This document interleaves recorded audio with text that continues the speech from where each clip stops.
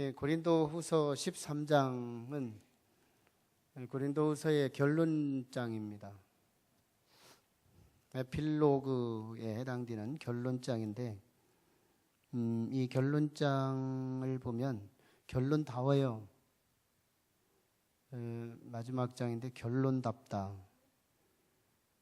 결론에 해당되는 구성 요소는 본론에서 장하게 늘어났던 것들을 집약하고, 그리고 갈등 관계에 있던 것들을 확정하고, 그리고 앞으로에 대한 전망, 희망적 전망, 고무적인 전망, 미래를 향하여 희망적으로 전망하는 그런 내용이 결론의 구성 요소거든요.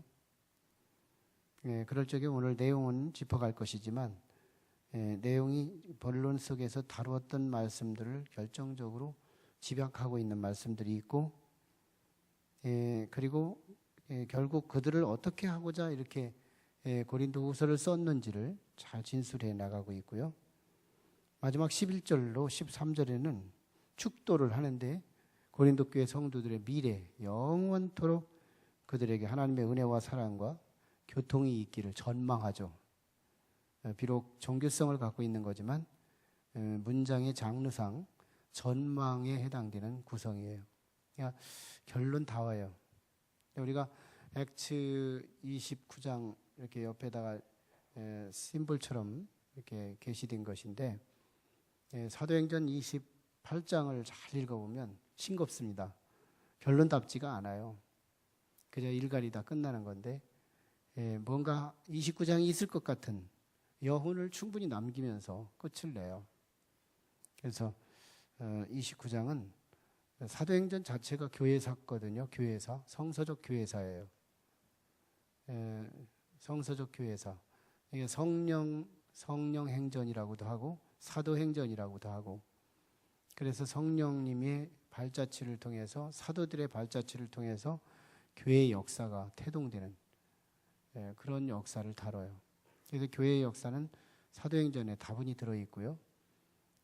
그런데 이 교회의 역사가 28장에서 결론이 안 끝나고 중도에 뚝 끝이고 마는 건 29장을 향하여 전 세계 교회가 29장을 각각 너희들 나름대로 너희 처소에서 성령과 함께 교회를 구성하라, 이런 의미를 갖고 있는 거예요. 그래서 액트 29는 우리 교회만 아니라 전 세계 교회가 이 운동을 해야 하는 것이기도 합니다. 의식 있는 사람들만 액트 29는 선택하게 되고 있는 것이지만요. 우리 고린도후서 13장의 결론다운 본문을 통해서 우리가 에피소드 메시지를 다뤘지만, 자, 바울은 이 결론 부분에서도 다시 짚어지는 거지만, 리더십이 어떤 리더십을 갖고 있었느냐면 부성적 리더십을 갖고 있어요. 그러니까 리더십 하면 모성적 리더십도 있어요. 엄마같이 보듬고 무조건적으로 품어주고 사랑해주고 돌봐주고 희생하고 헌신하고 섬기고, 이런 모성적 리더십이 있는데, 바울의 리더십은 부성적, 아버지적 리더십을 갖고 있는 거예요. 여러분, 참 우리 가정 구성들이요, 하나님이 가정을 만드셨잖아요. 창세기에서 아담을 만드시고 독처하는 것이 좋지 않아서 갈비뼈를 빼서 하와를 만드심으로 아담에게 이끌어다 주었더니 아담이 보고 반하잖아요. 이는 내 살 중에 살이요 뼈 중에 뼈다. 이런 엄청나게 반하면 정말 너는 결코 나하고 분리가 아니라 하나다. 그래서 부부는 하나가 되는 거거든요. 성서에서 가정을 하나님께서 기원하신 거예요. 근데 놀라워요. 이 가정의 그 부부의 구성원이 복음적 구성을 갖고 있어요. 복음적 구성. 하나님께서 만드신 것은 복음적이에요. 다 대부분 보면 풀 한 포기도 잘 보면 복음적입니다. 과일도 모든 사람들도 잘 보면 이 복음적으로 구성되어 있어요. 사람 하나하나도요 굉장히 복음적이에요. 제 안에도요 틀린 거 있으면 막 화가 나요. 그러면서도 어떤 때는 긍휼이 있어요. 막 용서해주고 싶고 품어주고 싶고 기다려주고 싶고 이런 게 있어요. 제 아내, 같은 아내도 모순스럽지만 사실이에요. 복음적이에요. 복음적. 성경도 구약이 있어요. 무서워요. 하나님이. 그때마다 잘못하면 막 죽이라고 그러고 막 그래요. 근데 신약에 와서는 하나님 당신이 죽겠대요. 우리가 죽을 수 있는 위치에서 하나님 당신이 죽겠대요. 이게 십자가의 죽으심이거든요. 성경이 복음이잖아요. 복음. 복음은 희망이라는 거예요. 절망적 현실에서 희망을 만들어낸 역사. 이게 복음이거든요. 우리 가정의 부부의 구성이 복음적이에요. 아버지는 조건적이에요. 잘하면 아이들도 그걸 본능적으로 직감적으로 알아요. 그래서 아이들도 학교에서 좋은 점수 맞으면 아빠부터 불러요. 심리적으로. 아빠가 없을 땐 엄마도 부르겠지만 꼭 뭐 말하는 게 또 철칙은 아니지만 비례적으로 심리적으로 우선권이 아빠예요. 우리 집에서 테스트 해봐도 그게 맞더라고요. 잘 좋은 거 막 97점 이렇게 맞은 거 있으면 헌능 나한테 카톡으로 올려고 뭐 이렇게 좋은 점수 맞았다고 자랑하고, 좀 덜 맞은 건 표시도 안 해요. 예, 아무튼 칭찬받을 거 조건이 된 것은 아빠한테 보고하는 일에 굉장히 발빨라요. 근데 조금 이렇게 고민스러운 것들, 이건 엄마한테 벌써 다 속삭였어요. 예, 엄마한테 다 얘기해가지고 아빠는 소외돼요. 내가 부모 맞나? 그런 정도로 어떤 때 막 엄마는 속속들이 다 아는 거예요. 자식에 대해서. 왜? 엄마는 무조건 품어주거든. 엄마는 사랑해. 그래서 옛날에 우리가 어르신들이 표현한 엄마는 자친이고 아버지는 엄친이다. 무섭다 이 말이죠. 이게 무서움과 내가 아무리 잘못해도 거기서 개길 수 있는 대상, 내가 그냥 끝까지 나의 잘못도 품어줄 수 있는 그런, 나를 논의를 수 있는 그런 치마폭, 이 두 가지가 겸비된 사람이 전인적으로 인격적으로 자라날 수 있어서 이 사회생활에도 잘 적응하게 돼 있어요. 근데 한쪽으로 치우쳐봐요. 엄마의 사랑만 너무 받아서 그냥 상징적인 거예요. 어떤 때는 어떤 가정은 아빠가 엄마 노릇하더라고. 어떤 때는 엄마가 아빠 노릇하고 막 그러는데 상징적이기 때문에 그런 거예요. 바뀔 수 있어요. 그렇지만 가정에 두 요소가 필요하다는 거예요. 무서운 아빠와 무조건 품어주고 잘못해도 안아줄 수 있는 그런 자신의 그 이미지를 받아가면서 자랄 수 있다는 건 인격적으로 굉장히 건강하고 균형 있게 자랄 수 있다는 거예요. 무서움은요, 질서를 만들어요. 이게 징계가 없고 무서움이 없으면 질서가 혼돈해져요. 누군가 사랑만 많이 받아보세요. 막 천방지축이에요. 누가 뭐 어른이 좀 가만히 있으라 해도 안 가만히 있어요. 질서가 깨지는 거예요. 질서가. 근데 무서운 게 있으면 질서가 생기는 거예요. 그래서 사회성이 아버지로부터 배우는 거거든요. 그래서 아버지한테 눈치 배우는 거예요. 눈치 봐야 되겠구나. 아버지 눈치, 오늘 기분 좋았나? 나빴나? 아버지 조건 채웠나? 안 채웠나? 채운 건 막 자유롭게 말하고 안 채운 건 살짝 숨어버리고. 그렇게 하면서 눈치를 보는 객관적 인간형을 태동하게 하죠. 그리고 나서는 엄마의 사랑을 통해서 내가 잘못했는데도 막 앙알앙알대고 막 이렇게 대들기도 하고, 그래도 받아주는 엄마의 품은 얼만큼 넓을까 물음표가 생기는 그런 참 무조건적 사랑, 이게 하나님에게서 있잖아요. 하나님의 공의성과 하나님의 사랑에서 한 하나님 안에 그 두 가지 성품이 들어있잖아요. 그러니까 하나님이 만드신 세계는 일관돼요. 하나님이 만드신 세계는 부부를 한 가정으로 만들어서 복음적 구성을 이루고, 한 사람 안에도 성도 낼 줄 알고 사랑도 할 줄 알고, 같은 사람 안에도 복음적 구성으로 다 만들었어요. 풀포기 하나를 잘 보세요. 곡식 하나를 봐도 다 복음적으로 만들어요. 한 분 하나님의 작품이기 때문에 DNA가 거의 같아요. 구성 요소가 무서운 것과 무조건적 사랑, 이런 것들이 함께 믹서돼서 존재해요.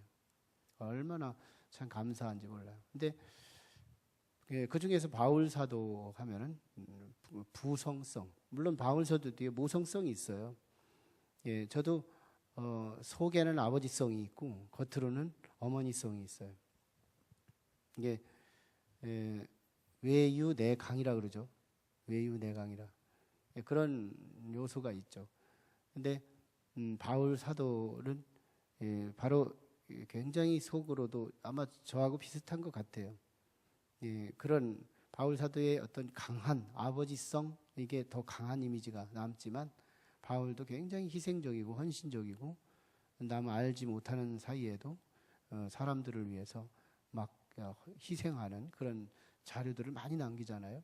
예, 한 사람 안에 부성성, 모성성 같이 있지만 바울의 캐릭터로 대표 캐릭터를 꺼내라 하면 부성적 캐릭터를 갖고 있다 그 말이에요. 자, 그래서 그런 의미에서 오늘 본문은 아버지, 영적 아버지로서의 바울이 고린도 교회를 향하여 마지막 결론을 짓는 내용 세 코드를 우리가 읽어낼 수 있어요. 첫 번째는 용서하지 않겠다는 거예요.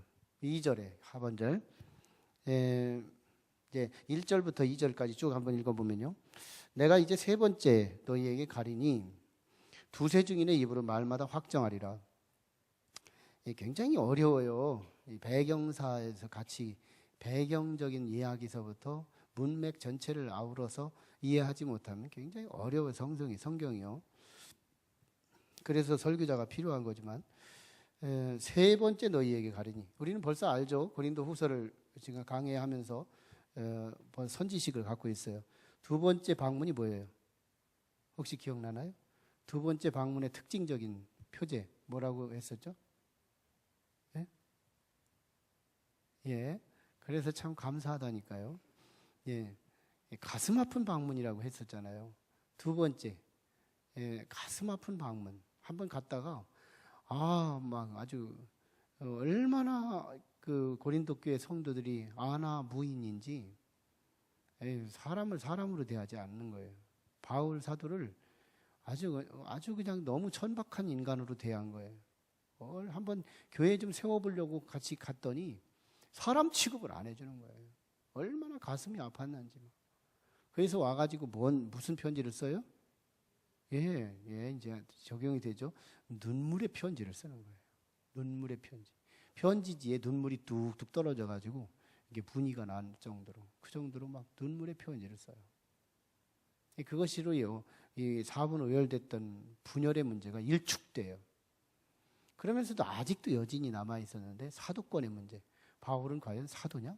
이런 문제로 고린도 교회에 침투해 들어왔던 거짓 교사들 문제가 여전히 산발적으로 남아서 말씀을 희석시키고 그 복음을 율법화시키면서 교회를 막 흔들어대고 있는 그 부분은 여진 문제를 가지고 고린도 후서를 쓴 겁니다. 그러면서 2절에 내가 이미 말을 하였거니와 지금 떠나 있으나 두 번째 대면하였을 때와 같이 두 번째 가슴 아픈 방문 두 번째 대면하였을 때와 같이 그렇게 강팍한 너희들의 태도 변화가 없는 태도로 나를 또다시 대한다면 이제는 용서하지 않겠다 이거예요. 부성적 아버지 영성을 그대로 지금 표현하고 발산하고 있어요. 근데 아버지가 바울 사도가 용서를 안 하기 위한 그런 것이 아니에요. 그들을 변화시키기 위해서 다 쓴 거예요. 내가 너를 기다려주겠다. 너희들을 섬기겠다. 너희들의 돈을 쓰지 않고 내가 자비량 선교를 하면서 너희들을 내 돈 들여서 너희를 양육하겠다. 막 이런 별소리 다 한 거예요. 근데 뭐만 안 썼어요? 이것만 안 썼거든요. 너희들 그냥 안 둬. 회초리질을 하는 이 막 거친 언어를 안 쓴 거예요. 그런데 이 결론을 지을 때요. 마지막으로 이 코드 한번 더 눌러주는 거예요. 뭐예요? 혼내고 있는 내가 너희를 용서하지 않아. 무서움을 제공해서라도 바르게 세우고자 하는 아버지의 저의. 아버지는요 혼내키는 이유가 뭐예요? 망하라고 혼내키는 게 아니거든요. 혼내놓고 고쳐지기를 원하는 거예요. 엄마는 사랑해서 고쳐지기를 원하고 아빠는 혼내서 고쳐지기를 원하는데 공통주제는 뭐예요? 엄마나 아빠나 주제는 같아요. 바뀌기를 원한다는 거예요. 지금 바울 사도는 이 고린도 교회 성도들을 향하여 용서하지 않겠다는 거예요. 두 번째처럼 그렇게 강팍한 태도로 다시 변화되지 않은 태도로 너희들이 나를 대한다면 그때는 내가 용서하지 않겠다. 잘 되기 위한 책망이었어요. 두 번째예요. 5절이죠. 5절. 너희는 믿음 안에 있는가? 너희 자신을 시험하고 너희 자신을 확증하라. 예수 그리스도 안에 너희 계신 줄을, 예수 그리스도께서 너희 안에 계신 줄을 너희가 스스로 알지 못하느냐. 그렇지 않으면 너희는 버림받은 자니라.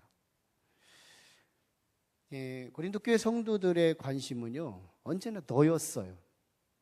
나는 관심이 없어요. 너는 왜 그러니? 네 은사는 왜 그 정도밖에 안 되니? 바울은 사도야? 거짓 사도들이. 자기는 거짓 사도인데 바울의 진짜 사도를, 얘가 진짜 사도 맞니? 이러가면서 남한테만 관심 있는 거예요. 아테네에서 철학자들이 다발로 나왔죠. 소크라테스, 플라톤, 수많은 기라성 같은 철학자들이 나오다 보니까 주변에 소피스트들, 궤변론자들, 스스로 지혜자라고 말하면서 사실은 지혜자가 아닌 사람들, 이런 사람들이 다발로 이 아테네에서 나와요. 그때 그 사람들은요, 나는 이 세상의 모든 것 다 안다. 나한테 물어봐. 정답을 말하리라 하고 막 다 대답하는 거예요. 이 세상을 다 안다고 말하는 이 궤변주의자들을 향해서 진짜 철학자인 소크라테스가 그런 말을 한 거잖아요. 너 자신 아니? 나만 알려고 하지 않고 다 다른 걸 안다고 큰소리 치던 아테네의 문학적 문화 속에서 소크라테스가 던진 질문은 내 속을 아느냐는 거예요. 너 네가 누군지 알아? 너도 몰라가면서 왜 네가 안다 그래? 소피스트들을 향하여 뒤통수 치는 그런 아주 철학자다운 채찍이었던 거잖아요. 이 바울 사도도 지금 그 얘기하는 거예요. 정말 뭐예요? 자꾸 고린도 교회 성도들 향하여 상대방만 공격하고 그러면서 사분 오열되고 분열되고 미움과 질투와 시기가 난무한 교회가 돼서 얼마나 분열된 교회상을 만들었어요. 복음은 약화되고 복음은 율법화되고 그렇게 만들었을 때 바울 사도가 지금 다른 사람에게 관심 쓰지 마. 사도냐 아니냐 이런 거에 관심 쓰지 마. 너희들 안에 믿음이 있어? 소크라테스 다운, 소크라테스 투의 질문을 던진 거잖아요. 얼마나 지혜로워요. 참 사실은 소크라테스도 실존 철학자고 바울 사도도 철학자 계열에서는 실존주의에 해당이 되는 사람이에요. 실존주의는 철학에 굉장히 민첩한 정신까지 다 아우러 논하는 그런 아주 굉장히 수준 높은 철학이죠. 이런 질문을 보세요. 다 남을 평가하고 있는 고린도 교회 문화에 영적 아버지가 네 안에 믿음이 있니? 너희 안에 그리스도가 있니? 너희 안에 그리스도가 없다면 너는 버림받은 자야. 버림받은 쓰레기가 뭘 주변을 평가하고 있니? 너희 안에 믿음이 있는가? 네 안에 그리스도가 있는가? 이건 다시 우리에게 묻는 질문이어야 할 줄 믿습니다. 내 안에 진짜 그리스도가 있느냐 말이에요. 그리스도가 있다면 나는 참 믿음을 갖고 있거든요. 그러면 거기에 따른 놀라운 세 가지가 있어요. 믿음, 소망, 사랑. 그리스도의 가슴은요, 그리스도인의 가슴은 믿음, 소망, 사랑이 들어있어요. 내 속에 그게 있냐 이거예요. 그리스도가 내게 없다면 나는 버림받은 자예요. 쓰레기 같은 존재예요. 결국 지옥에 던져서 영원토록 장작 역할을 하는 그거밖에 될 수 없어요. 그런데 지금 바울 사도가 결론을 맺으면서 네 속에 믿음이 있니? 그리스도가 있니? 그게 그렇지 않으면 버림받은 자야. 딴 말 하지 마 이 말이잖아요. 바울 사도가 확실히 말뚝을 박잖아요. 갈등하고 있는 그 시점에 이건 아니야. 다른 데 쳐다보지 마. 네 안을 들여다봐. 예수님께서 그러잖아요. 다른 사람을 비판하지 말고 네 안에 있는 들보를 보라고. 다른 사람의 눈에 있는 조그만한 티끌 가지고 뭘 그렇게 구설수에 올려놓고 재미를 보느냐 이 말이에요. 네 안에는 대들보 같은 엄청난 문제가 들어있는데 이게 바리새인들이었잖아요. 예수님이 뭐가 잘못됐네 뭐가 잘못됐네 막 다니면서 구설수를 일으켰지만 자기들 안에는 무슨 투성이. 그 예수님께서 바리새인들과 같이 못하다면 천국에 들어가기 어렵다. 바리새인들이 천국에 들어가기 어렵다는 말을 한 거예요.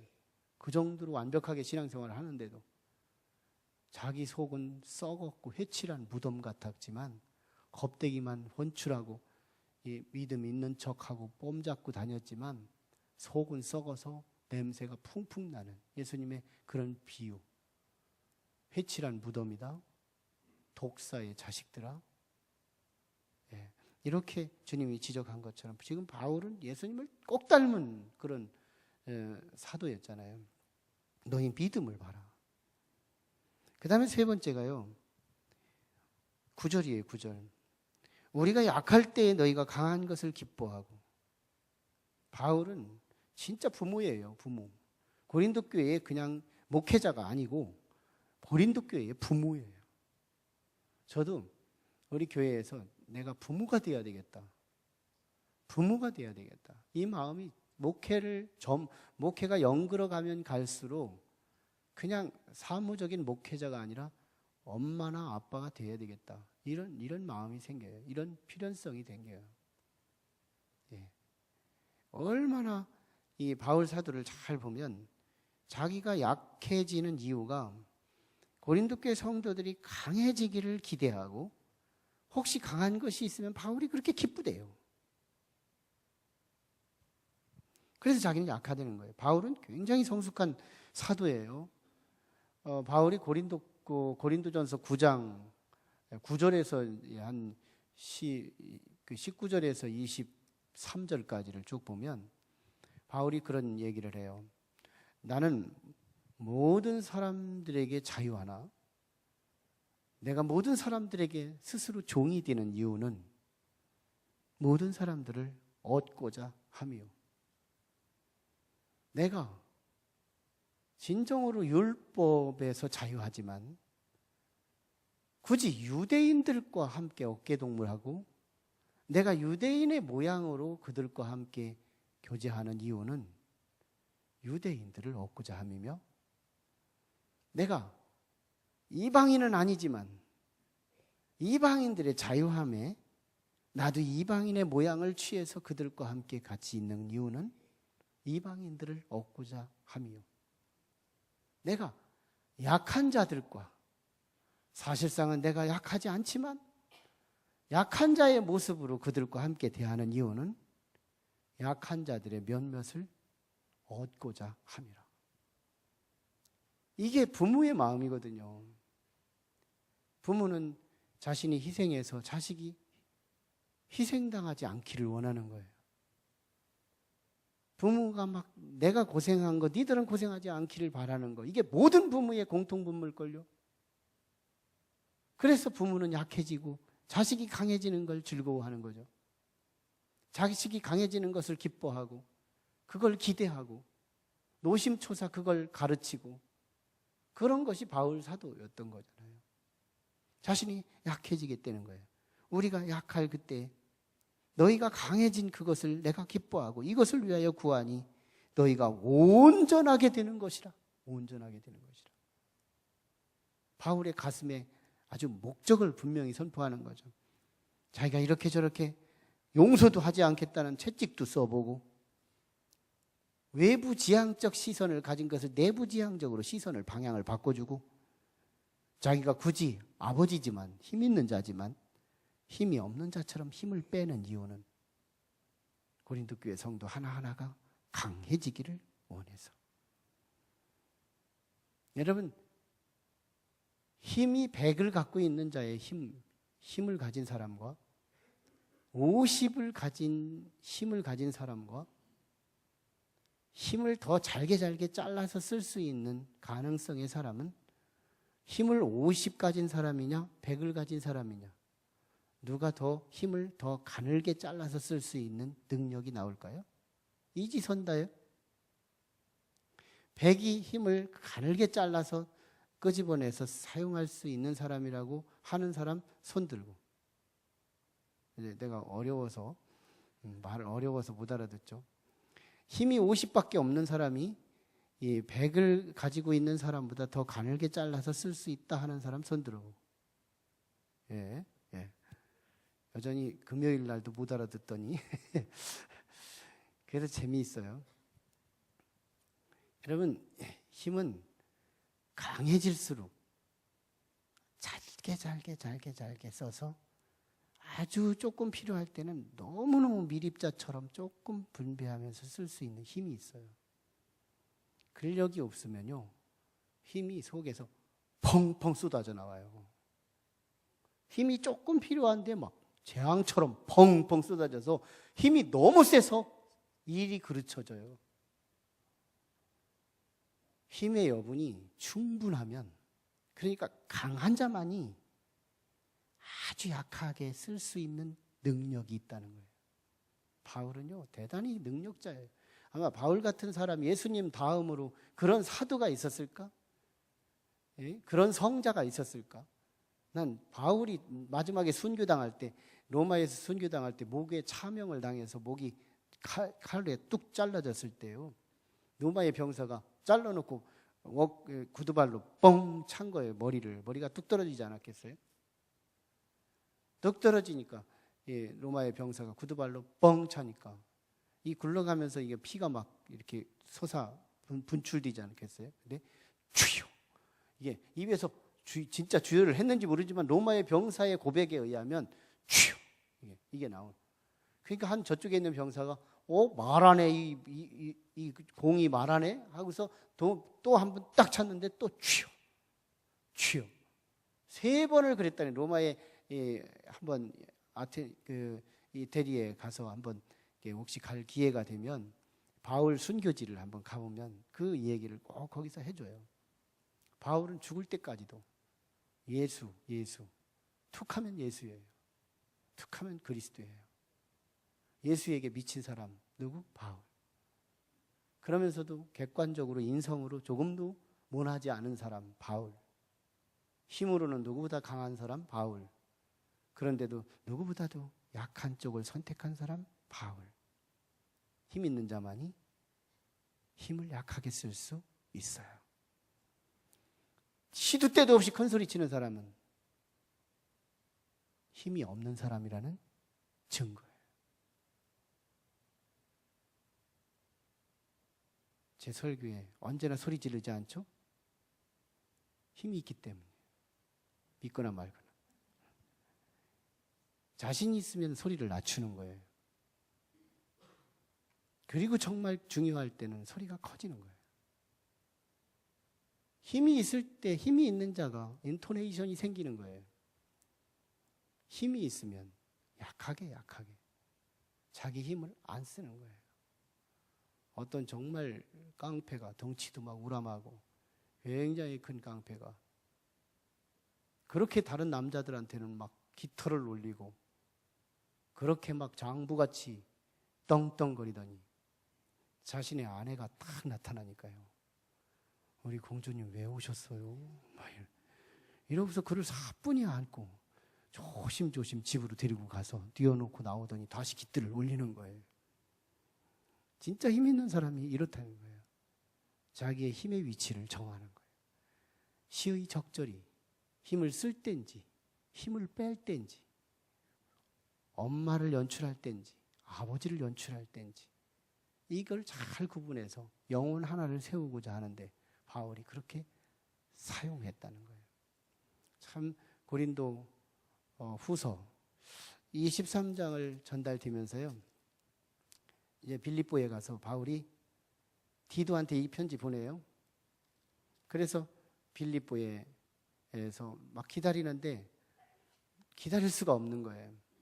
에게를 건너와서 디도하고 만나기로 했는데, 에베소 지역에서 만나기로 했는데, 이 편지 보내놓고 얼마나 콩당거렸는지 몰라요, 바울 사도가. 과연 이 편지 받고 해결될까? 막 디도 편에 보내놓고 막 가슴이 조이는 거예요. 그래서 드로아 항구로 가요. 거기서 이제 기다리는 동안에 복음 잠깐 전했는데, 거기서 막 복음을 전하니까 불릴 듯이 일어나는 거예요. 막 복음을 그렇게 잘 받아들여요. 그런데 바울은요, 관심이 지금 어디에 있어요? 자기가 개척한 고린도 교회가 지금 케어가 됐는가 안 했나? 지금 자기의 관심은 고린도 교회에 있는데, 여기서 지금 막 복음 듣겠다고 막 사람들이 그러는데, 여기서 딱 끊고요, 에게의 배를 타고 네아폴리 항구로 가요. 그래서 이 유럽이라고 하는 네아폴리 항구로 건너가서 빌립보 교회에 머물면서 기다렸다가 디도를 만났는데, 야, 고린도 교회 성도들이 참 바울 서신을 읽고 감동을 받았다. 그래서 3차 방문을 통해서 그들을 다시 위로해주고 격려하는 참 해피엔딩이잖아요. 바울 사도의 행전이 성령 행전일 수밖에 없었던 건요, 결론이 됐다는 거예요. 결론이 안 됐다면 작품이 안 돼요. 그냥 사람의 말로 끝냈을 뿐이죠. 근데 이 말들이 역사의 현실로 실현됐다는 거예요. 그게 성령의 행전이에요. 성령은 열매가 있거든요. 성령은 열매를 지향해요. 열매가 없거든 성령이라고 말하지 말라. 역사가 없거든 성령이라고 말하지 말라. 열매가 있고 역사가 생기는 거예요. 성령은 역사가 있어요. 오늘 이제 고린도 후서를 결론 맺으면서 참 이 바울 사도의 이 아름다운 영성, 혼날 때는 아버지처럼 막 거침없이 혼내고, 내면적인 것을 분석할 때는 예리하게 분석해서 그 가슴을 휘어파고, 그러면서도 약할 때는 어린아이보다도 더 약한 자리에 가서 성도들을 강하게 만들기 위한 참 이런 케어, 이런 돌봄. 역시 바울은 영적 아버지였구나. 영적 부모였구나. 신앙생활이 성숙하면 부모의 자리로 가는 거예요. 나 혼자만 잘 먹고 잘 살고 이게 아니고, 이제 믿음이 고아 자리를, 점심 식사를 해도요, 믿음에 성숙한 사람은 고아가 보이는 거예요. 우리 안에도 식당에 가보면 고아들이 보여요. 아, 이분은 혼자 외롭구나. 혼자 너무 고독하구나. 돌보는 자가 없구나.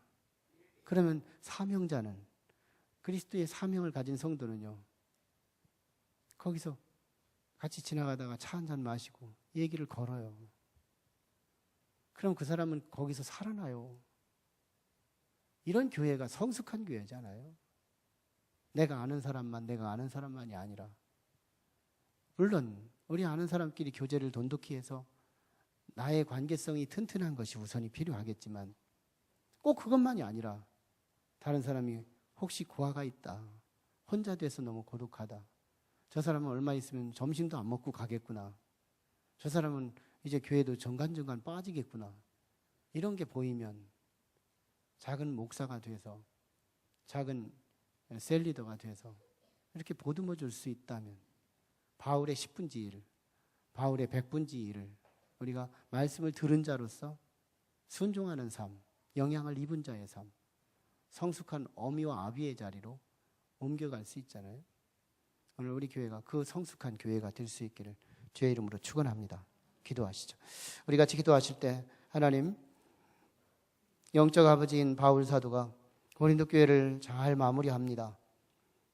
때로는 혼날 게 필요하면 사람 눈치 보지 않고 질책하는 이 바울 사도의 엄친다운 이 괴성을 우리가 보게 되고, 외부의 것들만 평가하는 그 시대 속에서 자신의 가슴을 확인하게 만들며, 그 속에 그리스도가 없다면 버려진 존재라고 충격적인 메시지를 전하고, 고린도 교회 성도들이 장정되기 위해서는 자기는 유약한 어린아이가 돼서 약해질 때 한없이 약해질 것을 선택하는 바울의 이 성숙한 어미와 아비의 태도, 하나님, 우리도 신앙의 세월이 높아가면서 영적인 어미와 영적인 아비가 될 수 있도록 부모의 마음을 품고 이제 어린 영혼들을 돌볼 줄 아는 성숙한 성도가 되게 해 주시옵소서. 우리 간절히 말씀을 붙들고 기도합니다. 아직 살아계신